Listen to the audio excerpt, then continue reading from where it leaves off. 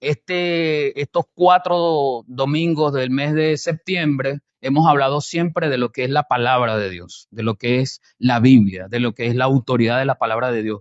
Todo eso nosotros lo hemos enmarcado en el mes de la Biblia. Y hoy cerrando este mes, no vamos a dejar por fuera hablar de la palabra de Dios y su efecto en nosotros.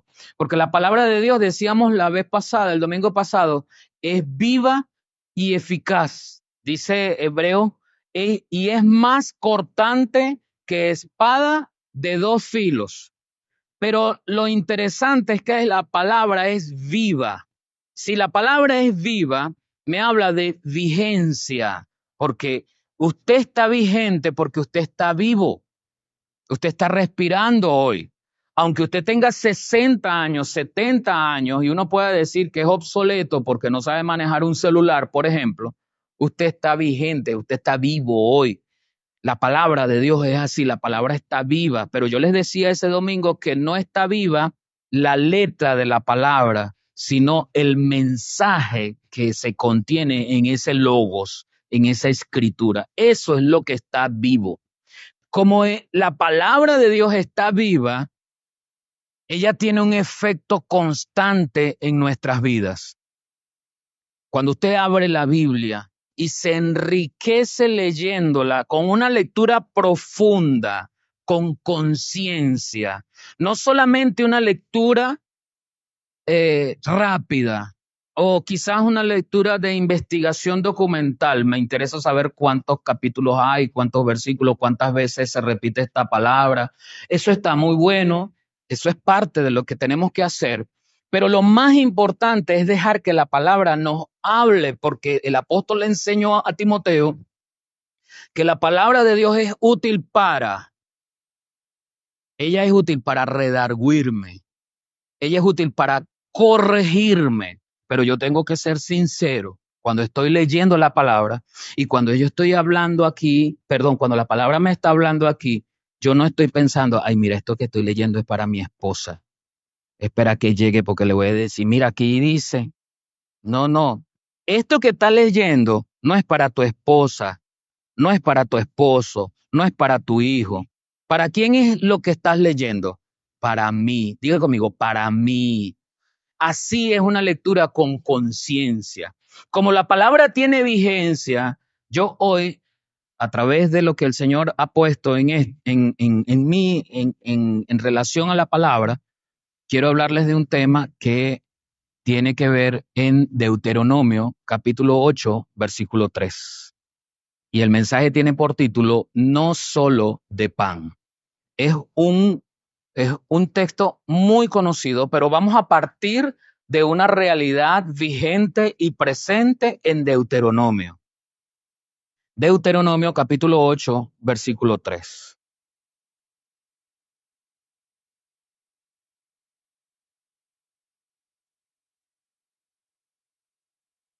Israel se encuentra por atravesar, está a punto de atravesar una de las situaciones más conflictivas internamente hablando que han tenido, porque están naciendo como nación, se están estrenando. Como nación vivían en Egipto, pero estaban esclavizados, cada uno de ellos en los diferentes lugares, en las diferentes casas donde los egipcios los tenían.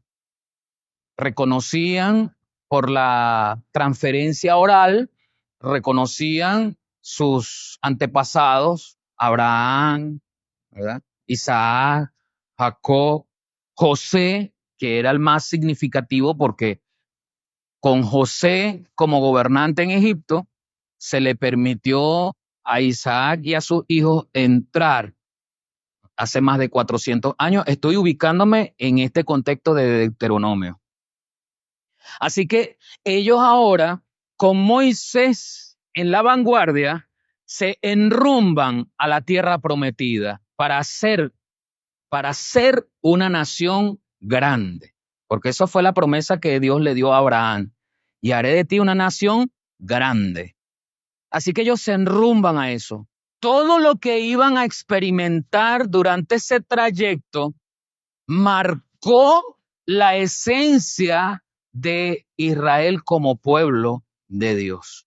Pero también cuando lo estudiamos nosotros, eso marca nuestra esencia, porque las promesas que fueron dadas en Abraham fueron ratificadas en Cristo y en Cristo para nosotros, su iglesia. Así que cuando el pueblo de Israel se encamina hacia el desierto, tienen que atravesar también por las luchas internas del yo de individual y del yoísmo del pueblo. Así que en un desierto donde constantemente estaban en movimiento, en caminata, no podían sembrar, porque bueno, además, ¿qué vas a sembrar en el desierto aparte de una palmera, no?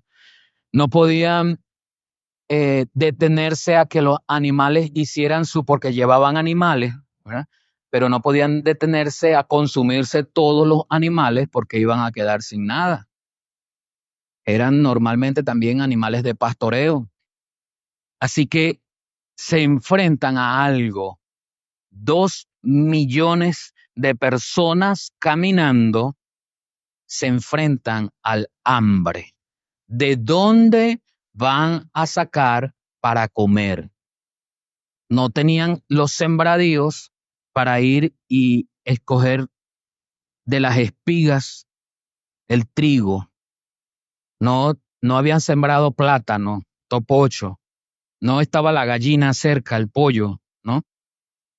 Y ellos se enfrentan entonces a qué vamos a comer, cómo nos vamos a alimentar, a nutrir, porque comenzaron su travesía por el desierto. Lo estoy colocando en contexto, pero nosotros vamos a leer solamente Deuteronomio 8:3. En la versión PDT, Palabra de Dios para Todos, dice así: Él te humilló y te hizo pasar hambre. Luego te dio a comer maná, que ni tú ni tus antepasados conocían, para enseñarte que el ser humano no solo vive de pan, sino de todo lo que el Señor ordena. ¿Cuál era el propósito por el cual Dios también, a través del sustento del cuerpo, le iba a enseñar a su pueblo con el maná? Enseñarle precisamente que no solo de pan nosotros subsistimos, no solo de pan nosotros existimos. Por generaciones y milenios de la humanidad, el pan ha estado a la mesa de diferentes formas. De hecho, el salmista escribe en el Salmo 23, aderezas mesa delante de mí en presencia de mis angustiadores. La presencia de una mesa implica manjares de distintos sabores, tamaños y hasta lugares, ¿verdad? Allí, para mí, extendidos, preparados para que yo me siente a la mesa a degustarlo. Cuando Mefiboset fue invitado por el rey, fue invitado a sentarse a comer de la comida del rey, porque la comida para el ser humano está clasificada. Sería bueno conocer a un nutricionista, aunque mi esposa conoce un poco de esto, ella trabajó con eso. Sería bueno conocer un nutricionista que nos indique eso de la nutrición, ¿verdad? Porque nosotros cometemos muchos errores comiendo, sobre todo con los carbohidratos, ¿verdad? Entonces usted ya está comiéndose 1 kilo de arroz, pero la tradición, sobre todo aquí en el llano, es que eso se acompaña con pan. Y ese pan o es topocho, o es plátano, o es yuca, o es pan salado, de trigo. ¿Mm? Más carbohidratos. Al pollo o a la carne, ya tengo el arroz, el pollo o la carne, le echo papa, más carbohidratos. ¿Mm? Y en la noche, como es muy, o en la tardecita, como es muy particular del llanero, de nosotros acá en el llano, una pequeñita arepa, más harina. ¿Mm? Y después me pregunto por qué tendré este cuerpecito así como lo tengo. ¿Mm? Pero es difícil. Yo sé que a veces por motivo de lo económico es difícil. Yo compartía con mi esposa, yo estoy tratando de mejorar mi consumo, mi ingesta de alimentos y tengo un año aproximadamente tratando de eliminar una de las arepas del día, en la mañana o la tarde, ¿sí? Normalmente es en la tarde. Mi esposa me decía, hay que variar. Y un día me preparó unos topochos ¿cómo es? Cocidos con mantequilla y queso. Y yo le digo a mi esposa, ay, amor, me cayeron mal esos topochos. Eso me cayó mal, porque encima de que uno no siente peso ahí en el estómago, porque es mental, ¿ve? El estómago es como un peso, una medida que le dice a uno aquí. Encima que uno no siente peso, a los 3 minutos de uno haber comido ya el topocho se evapora, porque uno no lo hace por ningún lado, uno no lo saca por ningún lado, se evapora ahí, hermano. Ay, Dios mío, ese día. Mire, es difícil el tema de la comida para nosotros cuando la costumbre nos ha dicho que te llenas es con arepa, que te llenas es con pan, que te llenas es con otro plato parecido al almuerzo. Es difícil para nosotros. Y el Señor está consciente de eso y le enseña a su pueblo y te enseña a ti y me enseña a mí, no solo de pan. ¿Por qué esa enseñanza? Porque a nosotros mucho nos preocupa el pan, o sea, la comida. Cuando la esposa y el esposo están comiéndose en el almuerzo, estamos pendientes de qué vamos a cenar. Pero también yo estoy pendiente de abrir la nevera y ver si hay algo para mañana. Y mañana no ha llegado. Pero eso me mantiene allí preocupado porque no hay harina, no hay arroz o no hay carne.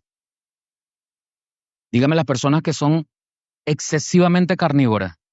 Puede haber carabota y arroz, pero si no hay carne, no hay comida. No, no hay comida, no hay comida. Allá hay carabota, hay para hacer ensalada, pero como no hay carne, la mente te dice, no hay comida, no hay comida, no hay comida. Esa preocupación que tenemos es la que Dios quiere que tengamos por su palabra. Tengo que alimentarme, no tengo una Biblia, no tengo un cuaderno para escribir, tengo que conseguirlo, así como hago lo posible y lo imposible por conseguir la comida natural que me sostiene. Y el maná representa para el pueblo precisamente esa provisión para su cuerpo, pero diaria. Fíjense que cuando el Señor da el maná, le explica al pueblo, yo quiero que usted, yo he venido diciéndole esto y espero en el Señor, tanto los que nos están viendo como los que ustedes que están aquí, que usted sea obediente. No lo voy a preguntar, pero lo voy a dejar a su conciencia. Cada vez que yo le digo, espero que usted lea esto en su casa, yo también estoy esperando que usted lo haga, porque ese es el complemento de lo que usted recibe aquí. Usted llega a su casa y lee el capítulo 7 de Deuteronomio y el capítulo 8 para entender el contexto. Allí va a entender y a saber lo que yo le estoy diciendo en resumen. La provisión del maná era diaria y había una limitante que Dios les puso. No recojan para mañana. Recojan para comer hoy. ¿Cuándo había que recoger para comer? Hoy. Nadie sabe, estaba investigando, nadie sabe exactamente cómo era el maná.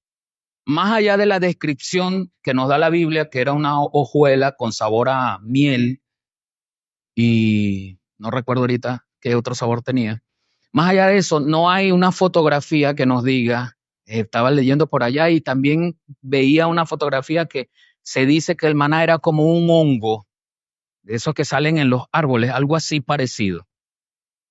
Sin embargo, por el relato bíblico sabemos que no era un hongo que salía de un árbol, porque la palabra nos enseña que caía del cielo como un rocío en la mañanita. ¿Qué tenía que hacer el pueblo? Levantarse y recoger exclusivamente lo que se iba a comer en el día. Eso me dice a mí que la gente tenía que saber por medida y dependiendo del número de familias que tenía en su casa, cuánto iba a recoger en canasta o en saco, no sé, pero eso ya debería ser. Los que intentaron recogerlo para tener, porque es nuestra preocupación, hermano. Por eso yo le decía a usted, es nuestra preocupación que en la nevera siempre haya 1 kilo más, 1 kilo más, 1 kilo más. Esa es nuestra preocupación. Nuestra preocupación es que en la alacena, como se le dice en el exterior, ¿no?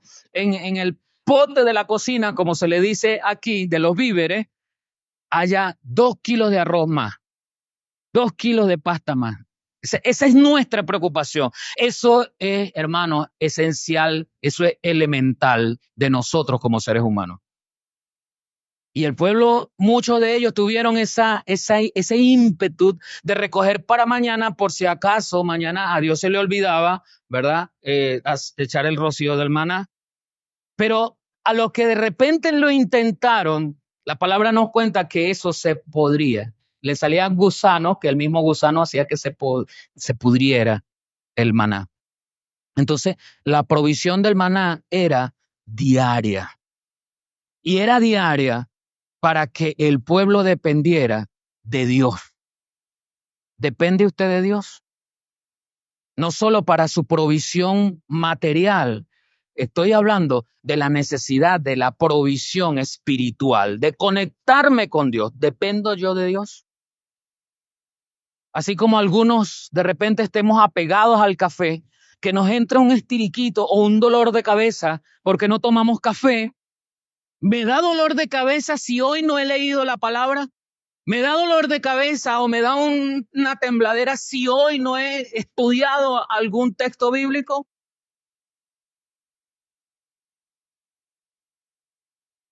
La otra característica de lo que representa el maná era que requería un esfuerzo. Dios se lo enviaba como un rocío por la mañana, pero el pueblo debía salir, recogerlo y prepararlo, porque no era que iban a comer, ¿cómo es las hojuelas esas de maíz, las azucaritas? No era que estaban listas para echarlas ahí. Eso requería un proceso elaborado para convertirla en una masa, para que a través de esa masa pudieran hornearla como una torta, algo así. Entonces eso es un proceso que requiere que yo me mueva, que yo vaya al maná, que lo recoja, que lo procese en un molino, que lo atienda, que lo amase, que lo meta en un horno para finalmente degustarlo a la hora en que me debo sentar. ¿Hacemos nosotros ese proceso laborioso o simplemente nos sentamos y abrimos la Biblia y Señor, aquí donde tú me indiques aquí voy a leer? Y comenzó su lectura. Así, porque es una falta de respeto sentarse a leer la Biblia de esa manera. Yo debo leer la Biblia con intención y mi primera intención es aprender. Así que me siento a comer, a que ella me nutra. Yo no me nutro de una comida cuando saco el tomate para un lado, la lechuga para el otro, ¿verdad? Y la vainita para el otro. ¿Mm? Y me como el plátano nada más. Así no me nutro, porque estoy escogiendo lo que me voy a comer. Recolectar el maná para el pueblo implicaba muchas veces que llenaban canastas o sacos y ese trabajo de levantarlo del suelo, de limpiarlo, ¿sí? de procesarlo en un molino porque no eran molinos de los que nosotros conocemos hoy, era lo que una rueca o una rueda, ¿sí? O piedra ahí, ram, ram, ram, para convertirlo, triturarlo. Todo eso es un proceso laborioso. ¿Acaso yo hoy, acaso usted hoy vamos a nuestro maná de esa misma manera? Nos preparamos, apartamos tiempo. Este es mi tiempo de lectura, de estudio. Este es mi tiempo donde tengo que poner en avión el celular, en modo avión, o lo apago. Este es mi tiempo donde no voy a recibir visitas, que yo sé que nadie viene, no viene el hijo, no viene el nieto, no viene la sobrina, no viene el cuñado, no viene nadie, ¿verdad? Este es el momento donde voy a concentrarme. Es un proceso laborioso de escoger lo que me voy a comer. El maná también representa esa provisión en el desierto, precisamente la que está dando Dios es la que le conviene al pueblo. Fíjense, hermanos, una cosa, y es que el pueblo de Israel durante esos 40 años en el desierto, si no tenían la oportunidad de criar animales, ¿de dónde salieron las sandalias? Que a veces a uno no le dura el par de zapatos ni 2 años. Y ellos estuvieron 40 años en el desierto. ¿A qué zapatería fueron a comprar zapatos nuevos o a remendar los que ya tenían? Si no tenían eran originales, ¿verdad? Esos que duran mucho. Si no tenían tiempo de establecer siembra o de hacer cualquier intercambio comercial, ¿de dónde sacaba la tela? Que a veces ni siquiera ya después de 4 lavadas ya la camisa de uno está ahí toda. Y si no es la lavada, son las hormigas que empiezan a abrirle hueco a la camisa de uno. Pero la palabra no nos habla en ninguna manera que fueron a ningún centro comercial a reabastecerse de prendas de vestir, de zapatos. No nos dice, pero estuvieron cubiertos por Dios en esa provisión donde fueron alimentados de la manera correcta. Yo le voy a poner esta imagen en su mente. Esa alimentación les permitió estar en la línea, no engordar para no perder la ropa. Esa alimentación les nutrió de tal manera que no se enfermaron del estómago. Y los que se enfermaron por desobediencia. Pero el maná representa ese cuidado de Dios en medio de una situación especial. ¿Cuántos de nosotros acudimos a la palabra en medio de una situación especial? Yo necesito tomar una decisión muy personal. ¿Acudo a la palabra a ver qué me enseña la palabra? ¿Qué broma con nosotros cuando necesitamos que el Señor nos guíe en nuestro camino como solteros o como casados? ¿Acaso voy a la palabra?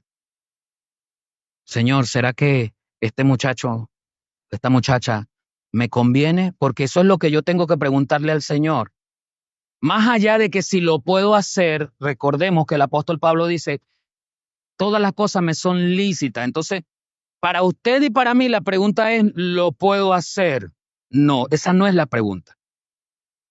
Porque ya el apóstol me dice, todas las cosas me son lícitas. Casarme es lícito. Aquí en Venezuela casarse es lícito, es legal, pues. La pregunta es, la otra parte que dice el apóstol Pablo, ¿me conviene a la luz de tu palabra? Uno de los textos más violados, aparte de no pecarás, es no te unirás en yugo desigual con los incrédulos. Es uno de los textos más predicados y uno de los textos más violados. Porque es que cuando vienen los sentimientos y las hormonas de nuestro cuerpo nos vuelven locos. Y puede ser un mundano, una mundana, pero eso me tiene loco, loca. Y para allá voy. Me hace falta ponerme unos lentes así como el Urín y Tumín. ¿Saben lo que era eso? Unas piedras en el Antiguo Testamento que los profetas de visiones las utilizaban precisamente para ver visiones. No, o sea, yo me puse los lentes, pero no era que las piedras venían en lentes, no, no. Pero me refiero, la idea es que necesitamos unas piedras como esa para cuando veamos a ese prospecto o esa prospecta, esa piedra nos va a indicar los cachos y el tridente y la cola que tiene ese fulano o esa fulana. Y es increíble que mis pasiones desordenadas me lleven a odiar lo que dice la palabra. No os unáis en yugo desigual con los incrédulos. Por eso es que tenemos tantos matrimonios desiguales que no estaba en el plan de Dios, pero como yo soy desobediente, como mis hormonas me ganaron, como la química cerebral le ganó a la conciencia espiritual, entonces terminé casándome con una mujer o terminé arrejuntándome, como se dice popularmente, con un hombre que la palabra expresamente me dice no. ¿Voy yo a la palabra en medio de situaciones especiales? Necesito saber qué voy a hacer, qué voy a estudiar, necesito hacer este negocio, necesito hacer aquella inversión, necesito hacer este gasto. Voy a la palabra me enseña, contentos con lo que tenéis, pero nosotros siempre queremos más. Somos envidiosos. ¿M? Y vemos a aquel llegó con un carro y yo tengo una moto y ay, yo quiero un carro. Somos envidiosos. Vemos a aquel que llegó con un celular de último, yo tengo el mío, pero ya está el mío, ya está feíto. Él funciona, llama, me conecto a las redes sociales, pero como no es el que tiene aquel de última tecnología, mi envidia me gana. Agarro un dinero que estaba reuniendo para algo, me compro ese celular y ahí me meto en problemas. ¿Se da cuenta? Porque desvío una cuestión que era innecesaria. La palabra me enseña, ¿ves? La palabra, yo voy a ella, contentos con lo que tenéis. Entonces el maná representa para nosotros, hermanos, esa dependencia de Dios, acudir a Él en medio de cualquier situación especial. La palabra me enseña, la palabra es vigente. Ella me va a decir por cuál camino voy a andar. Ella me va a decir por dónde yo tengo que recorrer. O por lo menos me va a situar en esta idea. Espera. Porque es que también a nosotros nos gustan las cosas así de rápido, ¿eh? Nosotros tenemos que tomar las decisiones rápido. Pero el Señor Jesús nos enseñó, cuando estaba rodeado por la multitud que trajo a la mujer que había sido hallada en adulterio, el Señor Jesús nos enseñó a no tomar decisiones a priori, a esperar, ten calma. Y ante la pregunta que le hicieron los fariseos, Señor, ¿qué hacemos con esta mujer que fue hallada en adulterio? Y la ley de Moisés nos dice, hay que apedrearla. ¿Qué hacemos? ¿Qué hacemos nosotros ante una pregunta de esa hoy en nuestra vida? Hoy. Cuando necesito tomar una decisión inmediata, a nosotros nos gusta mucho el facilismo, nos gustan mucho esas propagandas de, ven ya, paga 1 y llévate 5. A nosotros nos gusta mucho esa propaganda.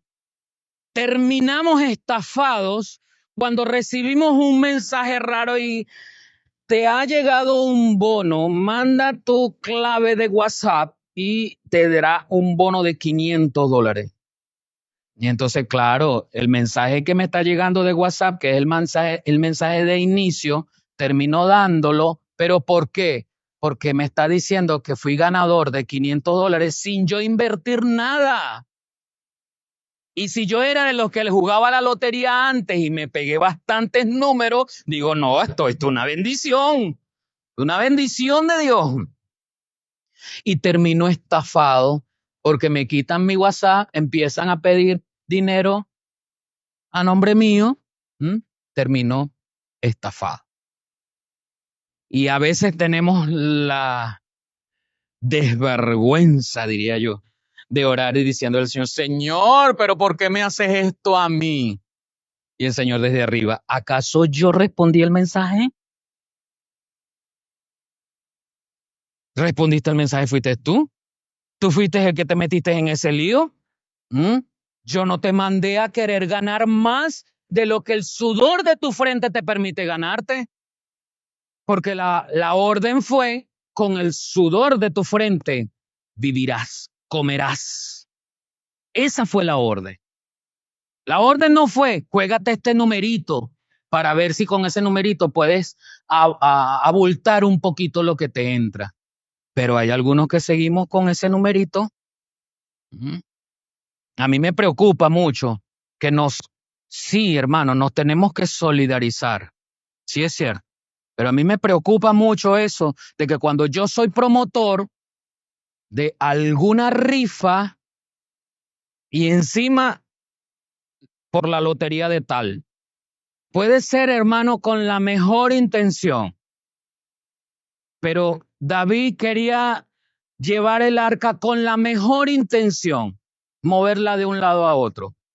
Y sin pedirle permiso a Dios en una labor que no le correspondía a él, usted sabe las consecuencias que sufrieron aquellos que acompañaron a David en la travesía para tratar de mover el arca sin permiso de Dios. A veces yo estoy bueno de muchas intenciones, pero no basta, en el Señor no bastan las intenciones buenas. Yo tengo que obedecer, tengo que saber lo que conviene. Pero eso me permite, hermanos, tener una relación con la palabra de Dios diaria, cual maná que llega a mi vida como le llegó al pueblo de Israel.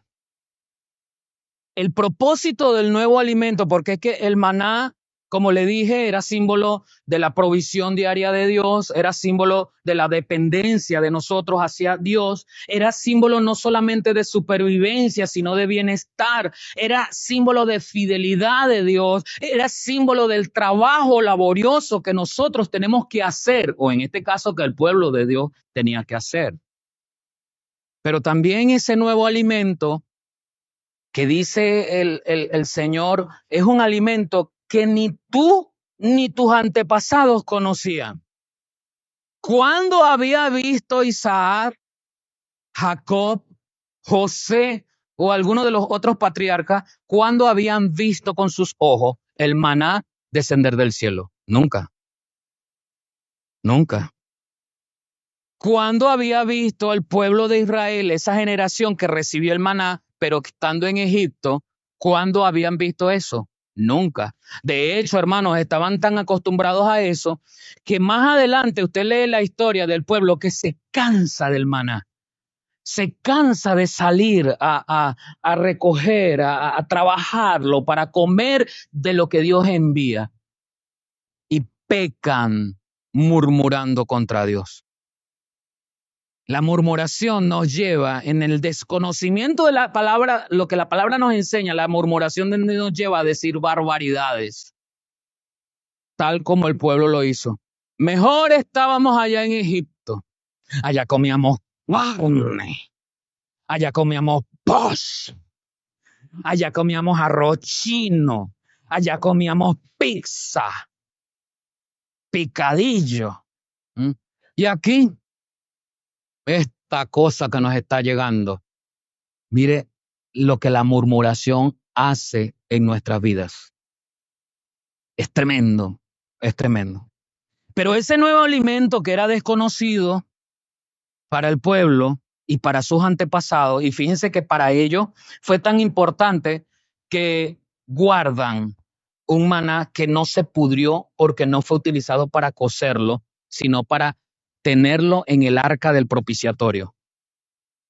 Que acuérdense que en el tabernáculo, en el atrio, en el lugar santísimo, estaba el arca del propiciatorio, estaba la vara de Aarón que reverdeció y estaba el contenedor con maná, con ese maná que había caído, para recordarle al pueblo esas cosas, el pacto, la ley y la provisión de Dios.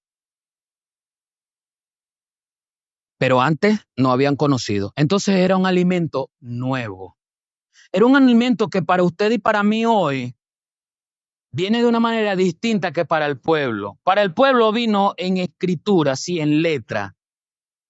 El pacto se inicia con Moisés allá en el monte, cuando en la primera oportunidad Dios escribe los 10 mandamientos con su puño y letra. Pero estaba el pueblo desesperado abajo y le piden a Aarón construir un becerro. Construye el becerro. Cuando Moisés llega, lo primero que hace es que la rabia, la frustración lo lleva a romper las tablas. Bueno, usted ahí sigue, las vuelven a escribirse, esas sí las escribe Moisés, ni modo, Dios le dijo, no seas flojo porque yo no te dije que las rompiera, ahora la escribes tú. ¿Mm? Escribe las tablas Moisés y empieza ahí en Deuteronomio, yo le invito a que lo lea, porque algunas cosas no sabemos de dónde vienen, el Señor enseñándoles, átalas a tu cuello, ponlas en tu frente, ponlas allí, ponlas acá en los dinteles, cópialas allí, cópialas, la palabra regada por todos lados, por donde yo pasara como pueblo de Dios, yo las viera y siempre recordara, siempre recordara. Pero ahora el Señor nos muestra un nuevo alimento a ti y a mí, un nuevo alimento espiritual que va más allá de lo que está escrito con tinta acá. Dice en Jeremías 15:16, son tus palabras las que me dan ánimo y consuelo. Ellas son como alimento para mi vida desesperada. Traen alegría a mi corazón triste y me deleitan. Qué orgulloso estoy de contribuir para que tu nombre se vuelva más famoso, oh Señor de los ejércitos.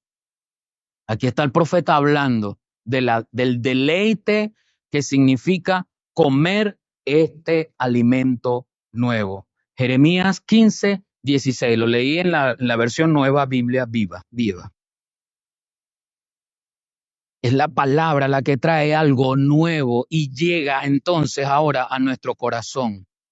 De nuestro corazón debe fluir ese alimento, ese nutriente con que nos estamos llenando diariamente, en total y absoluta dependencia de Dios. Jesús se lo dice a sus discípulos en Juan 6:27, Juan 6:63. Jesús se lo dice a sus discípulos así: el espíritu es el que da vida, el cuerpo no tiene nada que ver con eso. Las palabras que les he dicho vienen del espíritu y por lo tanto dan vida. ¿Usted quiere vida? Tenemos que ir más allá de lo biológico, porque esto biológico, la doctora le dijo a mi mamá, tienes una afección allí, pero es controlable. Esa afección, si es controlable y no crece más, tú puedes durar hasta 60 años. Hasta 100 años. Pero hasta allí, hermano, nosotros duramos hasta 100 años cuando mucho. Leí en el periódico en estos días que murió el hombre más longevo en Venezuela, 117 años. Ya.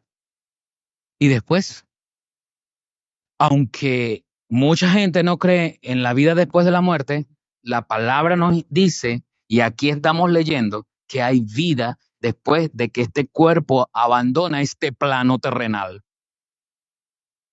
Pero nosotros no tenemos que alimentar solamente este cuerpo, tenemos que alimentar nuestro espíritu con estas palabras que dan vida. Y el alimento es nuevo, no es conocido para nosotros, es desconocido. Así que para que sea conocido tenemos que ir a Él, impregnarnos de Él, saberlo utilizar, saberlo interpretar, pero no para los demás, la interpretación es para mí. Ahora, ¿qué hago yo con esto? Leí esto y esto me está enseñando este principio, este valor, esta responsabilidad. Ajá, ¿y ahora qué hago con eso? ¿Ahora qué hago con eso? Porque indudablemente si aprendí un valor, si aprendí un principio de vida aquí en la palabra, eso no es para yo guardarlo o etiquetarlo con un calificador bien. Listo, lo logré. Hay algunas app de la Biblia que traen planes diarios de estudio y es divertido colocarse, seguir ese plan porque él te va como animando. y te da insignia. Cuando llevas 6 planes, te da una insignia. Esta es la insignia de la semana. Sigue adelante y te mandan un mensajito así, sigue adelante, sigue estudiando. Y eso está muy bien, pero no basta. Yo tengo que proponerme en que todo lo que yo hice en ese plan de estudio, los principios de vida que aprendí, yo tengo que practicarlos. ¿Cuándo me voy a convertir en un siervo de Dios si no he aprendido lo que es un siervo de Dios? Pero encima, una vez que aprendo cómo es un siervo de Dios y cuáles son las cualidades, solamente me las guardo y no voy al servicio, no voy a la batalla. ¿De qué me vale a mí saber que en Efesios se habla de la armadura de Dios si no la utilizo? Nunca evangelizo. ¿Mm? El apóstol dice en Romanos, ¿cómo van a oír? ¿Cómo van a creer si no hay nadie que les predique? ¿Y quién les va a predicar si no hay nadie que quiera ir? ¿Y quién va a ir si, o sea, en algún punto yo tengo que disponerme a hacer lo que Dios me está enseñando en su palabra? Eso trae un alimento nuevo. Eso significa un nutriente espiritual. ¿Por qué hago el hincapié de lo espiritual? Porque eso es invisible, no lo veo, es intangible, no lo puedo tocar como la arepa, como la manzana, como la fruta. Esa sí la puedo tocar, ¿ves? Y la puedo saborear con mis sentidos. La puedo ver con mis ojos, primer sentido. La puedo oler con mi nariz, el olfato, segundo sentido. La puedo saborear, ¿m? Otro sentido. La puedo tomar, otro sentido. Entonces, los 5 sentidos están involucrados en el alimento natural, en el alimento físico. ¿Qué sentidos están involucrados en el alimento espiritual? Por eso es que yo debo tener cuidado. Por eso es que yo debo alimentarme y preocuparme por alimentarme espiritualmente. Porque desde pequeño yo he aprendido, eso es a través del tiempo, de mi crecimiento, de mi desarrollo, yo he aprendido a utilizar mis sentidos. Ay, se diferencia cuando es una carne, un pecho caldereado de un guiso. Eso solamente por aquí, no tengo que ir a verlo. Solamente por aquí ya yo sé diferenciar que le hace falta como ajo porro. Sí, le hace falta. ¿Mm? Nos volvemos expertos. Pero ¿qué sentido nos agudiza la necesidad de comer el alimento espiritual? De tocarlo, de saborearlo. Entonces tengo que trabajar en mis sentidos espirituales, conectándome a la palabra para yo tener esa necesidad de ir al hambre, de ir a la palabra, porque bienaventurados son los que tienen hambre y sed de justicia, porque ellos serán saciados. ¿Se da cuenta?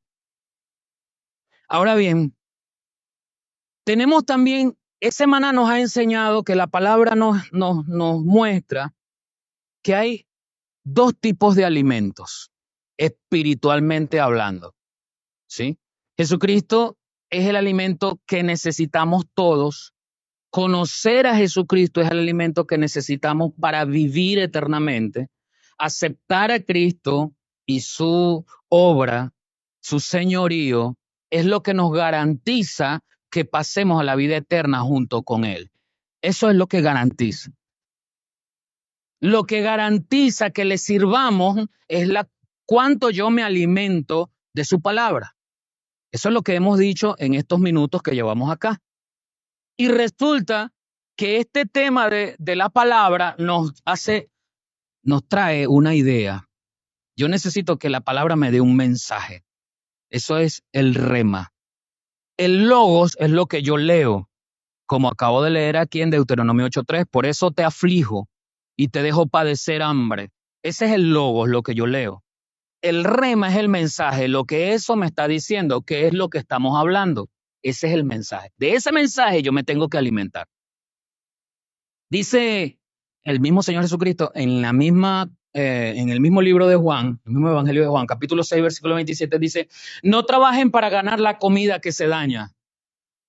Estoy leyéndolo en la versión PDT. Mejor trabajen para ganar la comida que se mantiene siempre en buen estado. La comida que da vida eterna es la que da el Hijo del Hombre. Él es el único que tiene la aprobación del Padre para darla.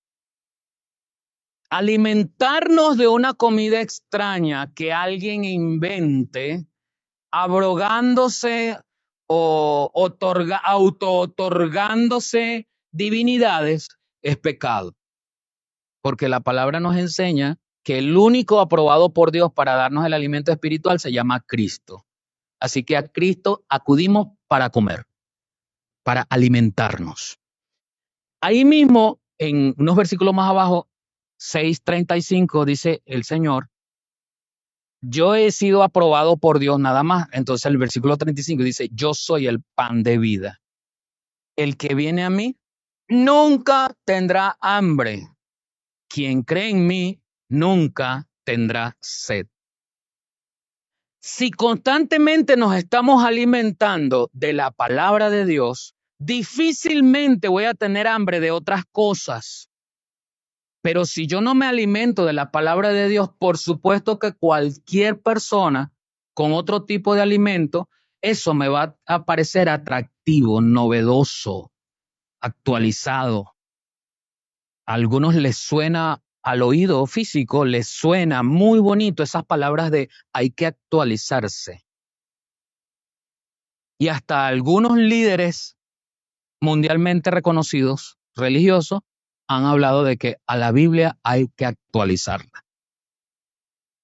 No confundamos el hecho de que el logos, o sea, la palabra escrita, pasa por una revisión, ¿sí? Donde se actualizan las palabras, donde se vuelve a utilizar un lenguaje un poco más entendible, pero la mayoría de los traductores y de los que hacen las revisiones tratan de guardar la esencia del rema, es decir, del mensaje que allí debe permanecer intacto. Eso es indudable. Y allí, en la palabra, el pan que me alimenta es Cristo. Acuérdese eso, el pan que te alimenta es Cristo. Ese alimento tiene nutrientes que dependiendo de nuestra edad espiritual, y usted me va a decir edad espiritual, sí, ya le voy a decir por qué. Dependiendo de nuestra edad espiritual, algunos de esos alimentos son convenientes y otros no. ¿Sí? El apóstol Pedro nos habla de la primera etapa, de la primera edad del creyente, que es la edad infantil. La edad donde necesitamos esa primera leche espiritual no adulterada. Ese alimento, dice el apóstol Pedro en su primera carta, capítulo 2, versículo 1 y 2, dice, por lo tanto, desháganse de toda mala conducta, acaben con todo engaño, hipocresía, celo y toda clase de comentarios hirientes. Como bebés recién nacidos, fíjense la comparación, tenemos que desechar algunas cosas para los que predican que no, que Cristo te ama, que como tú quieres, ven aquí, siéntate ahí y sigue haciendo lo que tú quieras hacer. No sé de dónde sacan eso porque la palabra dice aquí, pero desháganse de toda mala conducta. Es impresionante cómo multitud de personas son engañadas y perecen por falta de conocimiento, por falta de ir a la palabra, porque algunos malos líderes enseñan con alevosía y premeditación mal.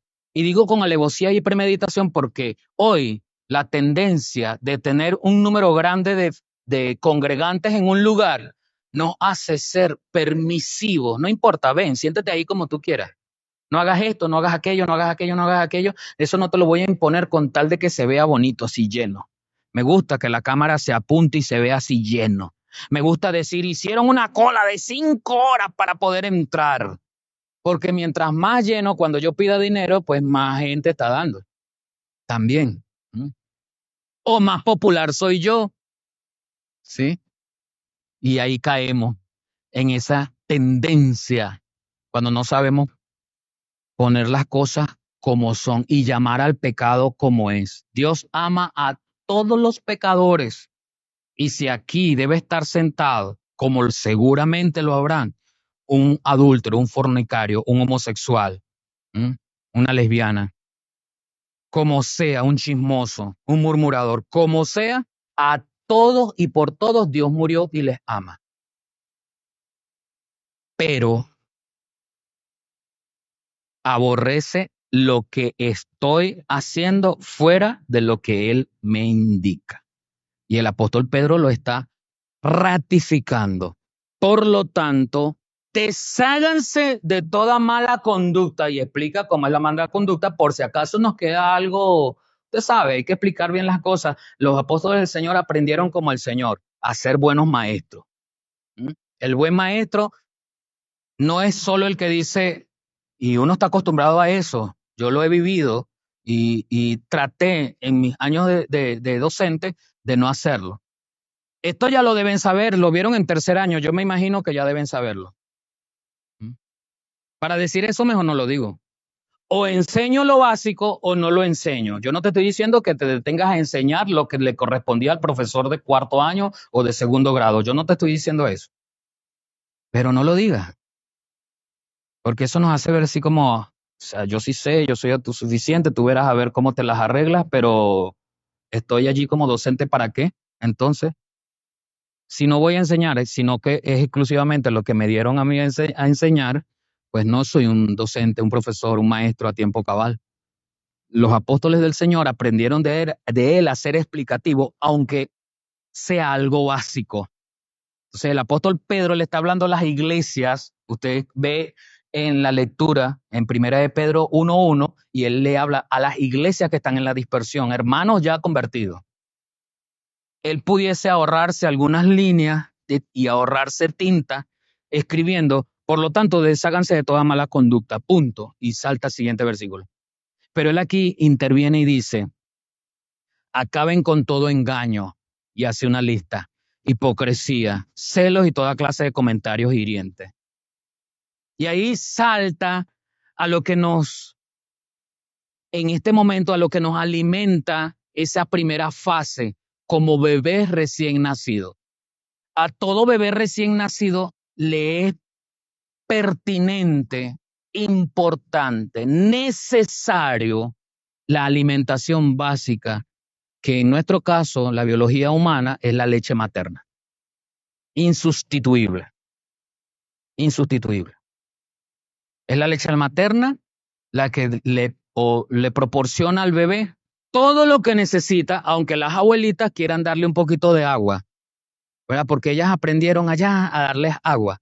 No, la leche materna tiene su propia agua. ¿Ves? No necesita nada. Ay, que quedó con hambre. Hay que meterle atol, hay que meterle leche. Es la leche materna, por lo menos los 6 primeros meses de vida del. Más nada, el niño no necesita más nada. Quedó con hambrecita, pobrecita, vamos a hacerle otro poquito de leche. Es la leche materna. Métele leche materna, leche materna, leche materna. Entonces el apóstol Pedro, perdón, sabiendo esto, fíjense, para este caso, la biología, la ciencia, acerca de la maternidad, no se sabía mucho, como hoy. Pero él dice, como bebé recién nacido, desead, lloren, porque ¿cómo desea un niño la teta?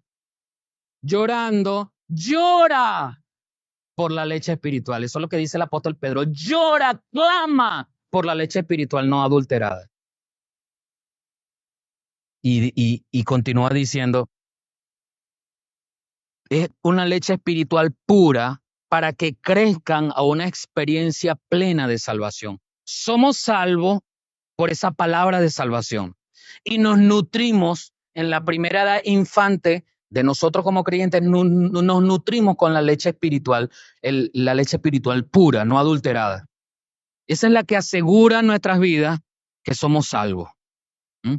Porque entendemos el plan de salvación que es eterno, pero entendemos nuestra actuación en función de ese plan de salvación.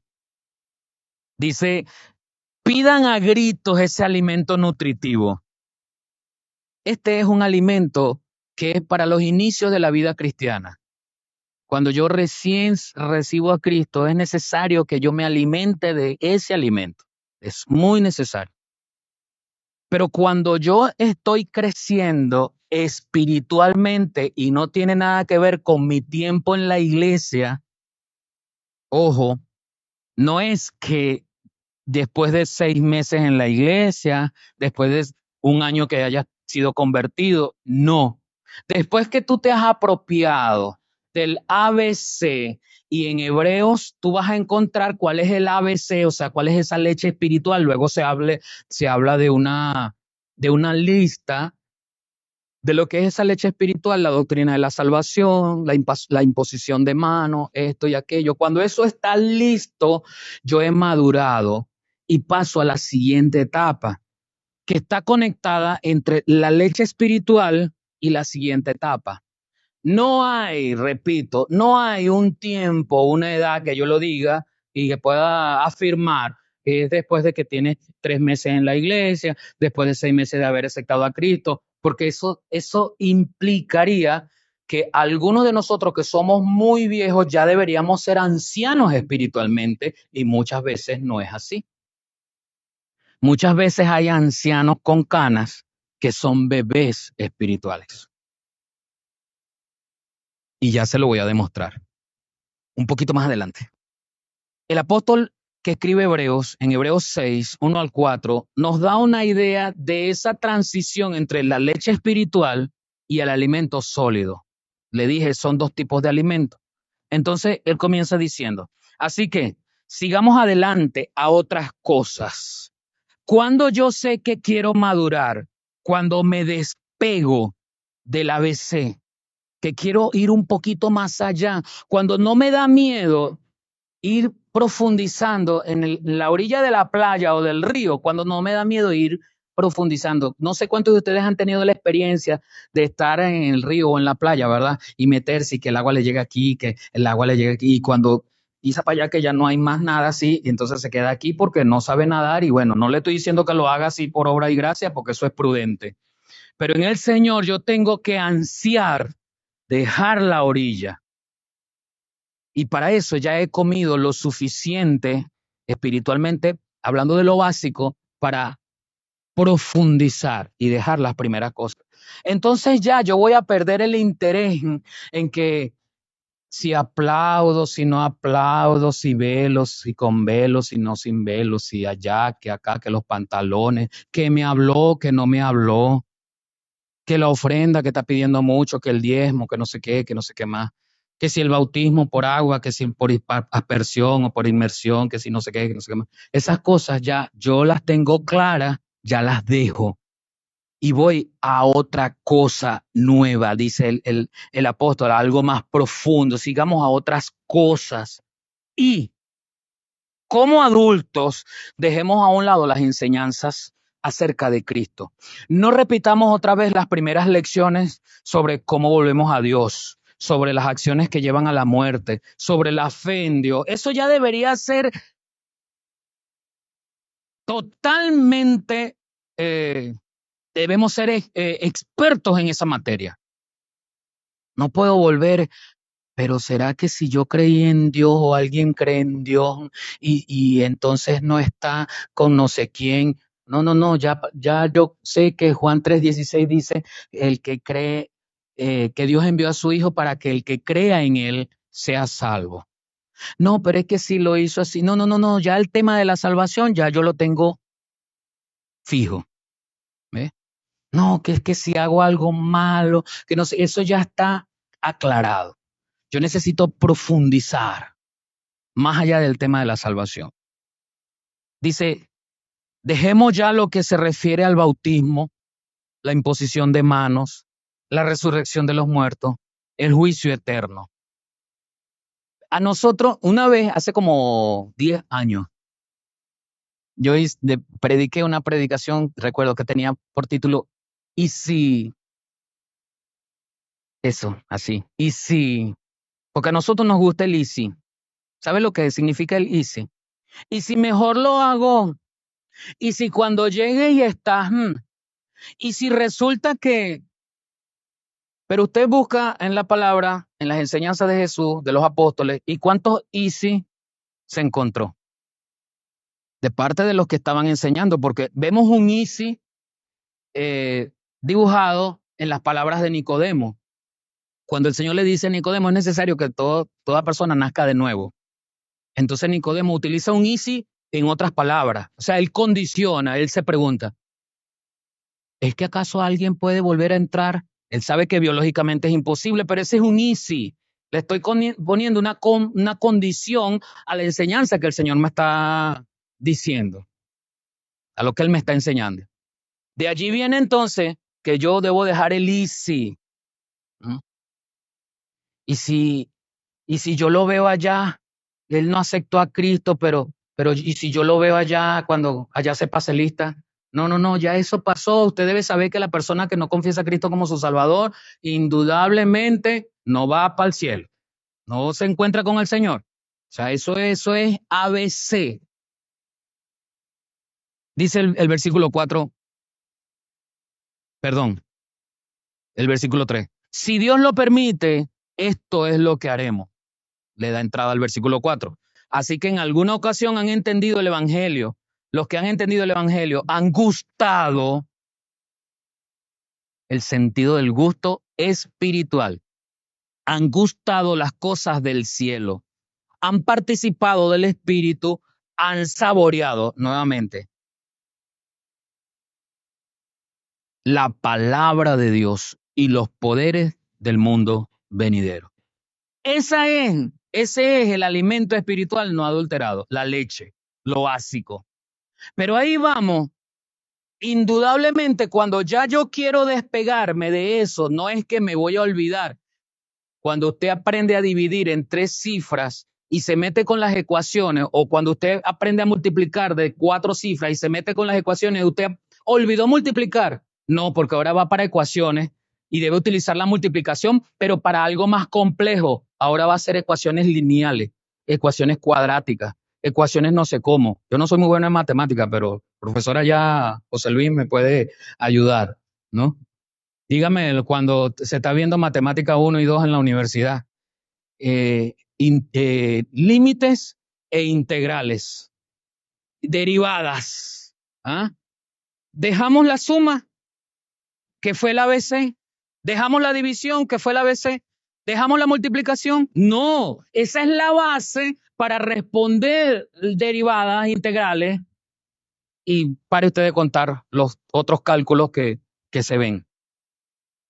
Entonces no es que ya no tenemos en mente la palabra de salvación, que es el ABC, es que ella ya es la base, ya se debe haber solidificado, ya se debe haber secado esa base, que es la palabra de salvación. Sobre esa base nuestra vida espiritual va creciendo, indudablemente. Entonces el apóstol Pablo dice, perdón, el apóstol de los Hebreos dice en el capítulo 5, versículos 12 y 14, porque ese alimento que recibimos, que es la base, nos permitirá entonces comenzar a dar los primeros pininos. Y de los pininos viene una caminata, ¿verdad? Normal. Y de la caminata viene un trote.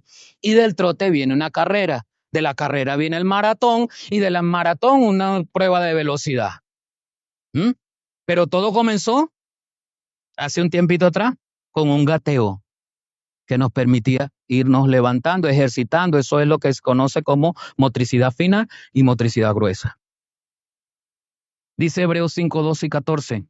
Ya es hora entonces, cuando estamos dejando la leche espiritual, ya es hora entonces de que sean maestros, pero todavía necesitan a alguien que les explique lo más elemental de las enseñanzas. Fíjese la decepción del apóstol.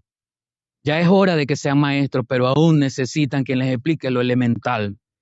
Todavía necesitan las enseñanzas que son como leche, pues no están listos para la comida sólida. El que se alimenta con leche todavía es un bebé. ¿Se acuerda que le dije que hay ancianos físicamente con canas que son bebés espirituales? No me miró, no me visitó, no me habló. No dejaron mi puesto libre para que me sentara donde siempre me siento. Me miró feo. No me dieron el plato de comida que era. No me regalaron una Biblia que el pastor regaló tanto por ahí. No me visitan. Y pare usted de contar. Esos son los que todavía necesitan leche espiritual, los que incluso hay que llevar babero para que, ¿Mm? Los que necesitan ser nombrados. Haga algo. No, yo no necesito ser nombrado, yo necesito hacerlo. No necesito ser nombrado. Todavía necesitan las enseñanzas que son como leche, pues no están listos para la comida sólida. Versículo 13. El que se alimenta con leche todavía es un bebé y no sabe cómo reconocer el bien. No sabe. La comida sólida es para los que han crecido espiritualmente. Aquí está la comida sólida.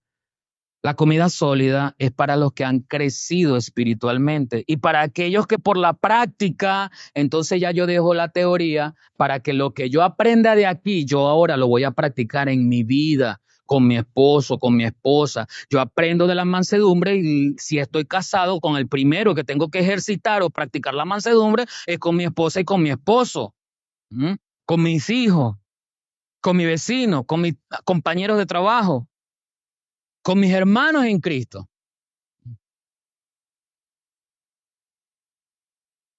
Porque entonces yo tengo que saber diferenciar o reconocer el bien para yo por lo menos ir en función de eso, de hacerlo, de hacer bien. Porque yo fui preparado para hacer buenas obras según Efesios desde antes de la fundación del mundo.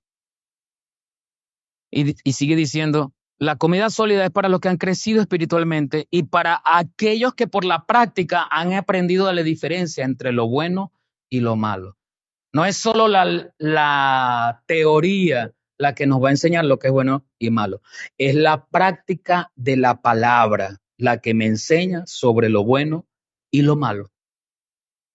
Y quiero terminar con esto, un mensaje que el apóstol Pablo escribe muy triste, muy triste. El mensaje es uno de los mensajes que nos pone a nosotros, nos debería poner a nosotros con una aflicción de espíritu cuando nos vemos allí reflejados en aquellos a quien apóstol Pablo está escribiendo en el capítulo 3 de 2 de Corintios.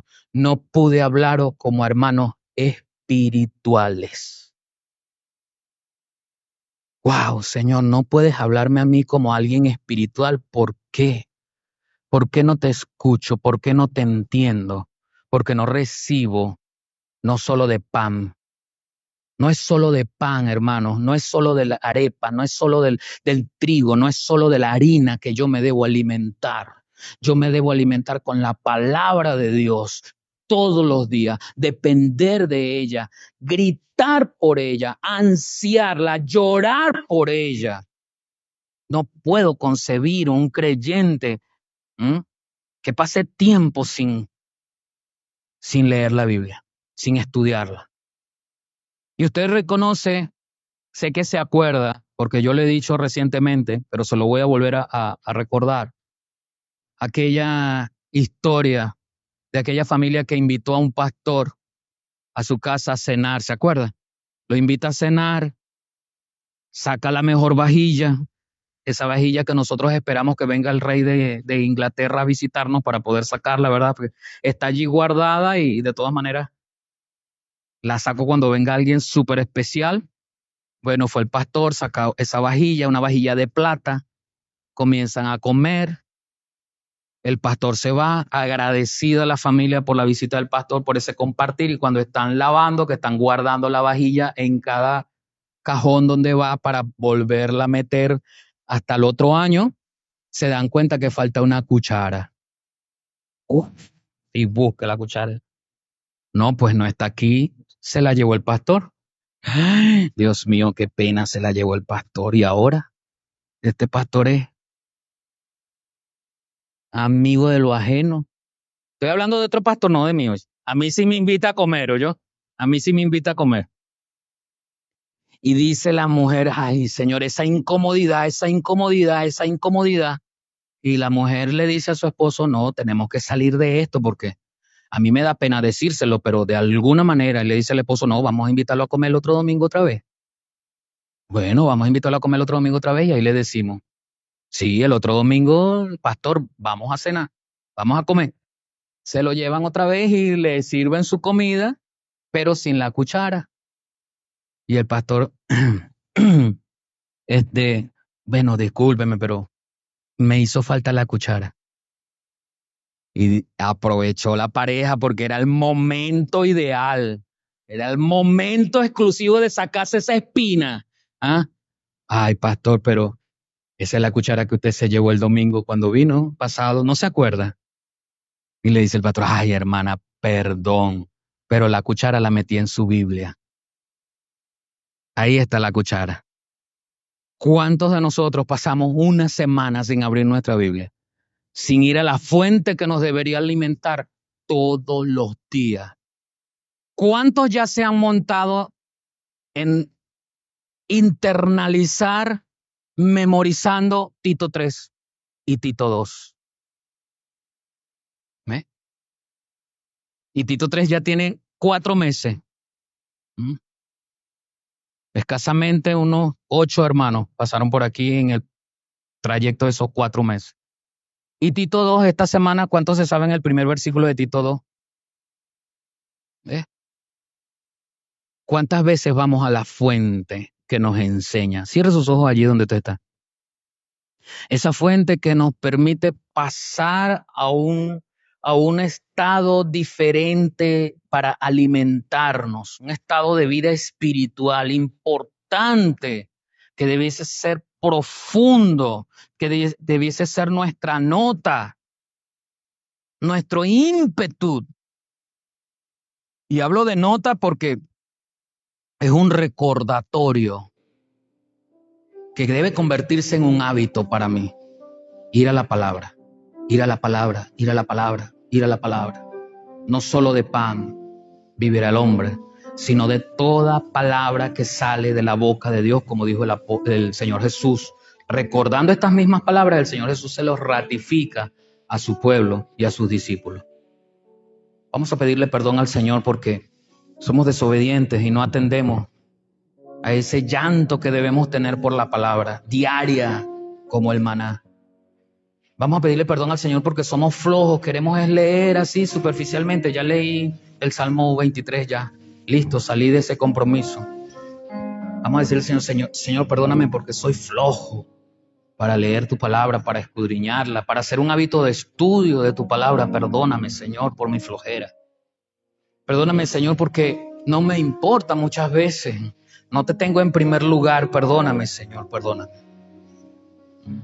Mientras usted está allí orando, yo quiero invitar a si hay alguien aquí o detrás de la transmisión que quiera recibir a Cristo en su corazón porque quiere cerrar esa brecha que lo separa de Dios y encontrarse en la palabra el camino real que es Cristo.